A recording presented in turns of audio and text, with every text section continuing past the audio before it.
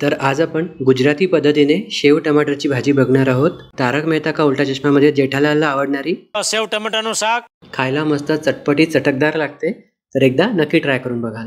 तर यासाठी कढईमध्ये 3 मोठे चमचे तेल गरम करून घ्यायचं। तेल थोडं जास्त घ्यायचं।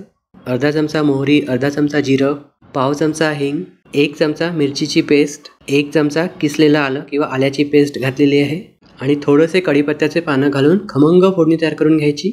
सुक्या मसाल्यांमध्ये 1 चमचा धणेजिरे पूड, पाव चमचा हळद आणि आवडीनुसार तिखट घालायचं आहे। इथे मी टोटल 4 टमाटर घेतलेले आहे। सुरुवातीला 2 टमाटर बारीक चिरून यामध्ये घालायचे। टमाटर जे आहे तेलामध्ये चांगल्यापैकी शिजवून घ्यायचे।